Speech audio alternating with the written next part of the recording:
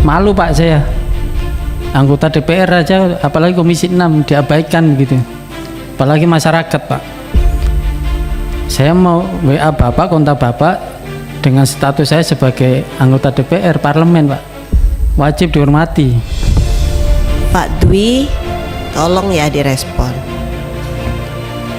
Pak Dwi ini yang milih tidak hanya 1-2 orang, bahkan nggak ditunjuk, ribuan, bahkan mungkin ratusan ribu, saya nggak tahu berapa suaranya. Terima kasih pimpinan.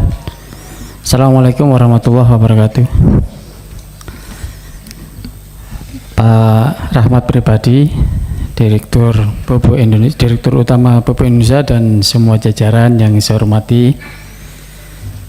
Yang pertama, ada 3 pertanyaan saya Pak, tapi yang pertama saya mulai untuk sedikit mengingatkan tentang fungsi DPR sebagai salah satu pengawasan.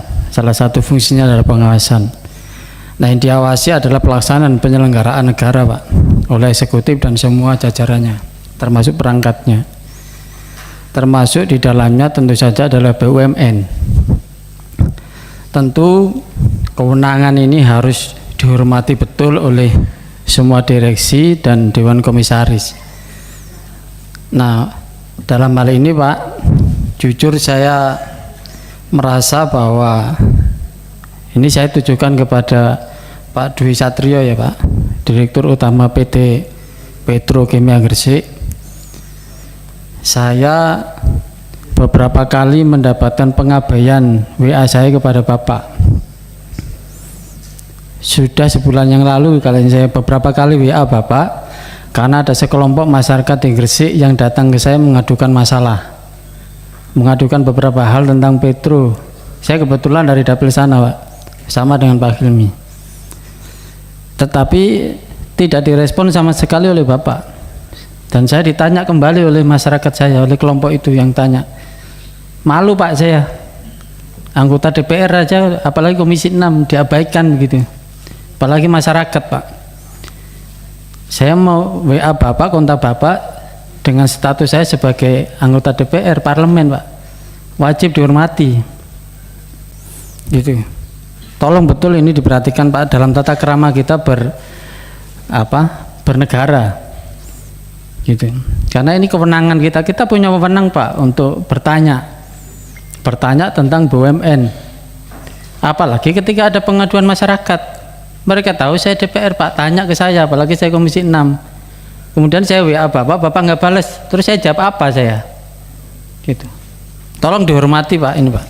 Jangan sampai kita mengusulkan ke MPR sosialisasi 4 pilar itu diberikan kepada direksi BUMN agar lebih paham tentang adab berbangsa dan negara dan tata krama, tata kelola bernegara. Jangan sampai begitu Pak, apalagi dalam konteks senioritas Bapak jauh lebih senior. Berikan keteladanan kepada saya tentang pentingnya makna silaturahim, menjaga hubungan, karena Petro tidak hidup di tengah hutan Pak, di tengah masyarakat. Jadi tolong betul Pak Dwi, jangan diabaikan begitu Pak. Saya aja diabaikan, apalagi yang lain Pak. Tolong Pak. Berapa kali saya WA Pak Dirut, saya ditanya Pak sama masyarakatnya, bagaimana jawaban Petro Pak? Saya terus jawab apa? Saya nggak dijawab sama Pak Dwi. Tolong Pak Dwi ya, ini perhatikan betul Pak. Kami Petro Pak, Petrokimia Gresik itu. Ya Pak, izin Pak. Oh ya Pak, ya Pak, mohon izin Pak, mohon maaf Pak. Ya. Ya nanti supaya ya. Ini Pak. Jadi kalau saya kalau ditanya itu kan gak enak, karena kita ini DPR Pak. Ditanya di masyarakat mengadunya ke kita, gitu. Dan banyak aduannya Pak. Ada yang hal-hal yang juga menurut saya memang nggak perlu disampaikan di sini, karena kadang-kadang masalah etis. Nanti perlu saya sampaikan tersendiri. Itu yang pertama Pak. Yang kedua, untuk Pupuk Indonesia saya memberikan apresiasi yang luar biasa, karena dalam konteks capaian produksi seperti yang kemarin dijelaskan pada waktu kita kunspek ke sana, kunker ke sana, rupanya luar biasa kinerja Pupuk Indonesia. Tetapi Pak, kami masih banyak mendengar keluhan ini sama yang disampaikan dari Bapak dari Sumut tadi, Pak Rudi. Karena jatah pupuk subsidi itu kan terbatas untuk setiap petani ya. Pak, petani ini merasa jatah untuk pupuk subsidi masih kurang, sehingga mereka nambah dengan cara membeli pupuk non subsidi. Nah, pupuk non subsidi ini dirasa oleh para petani masih mahal. Padahal dalam saya ada beberapa info, dan info ini saya yakin sangat akurat.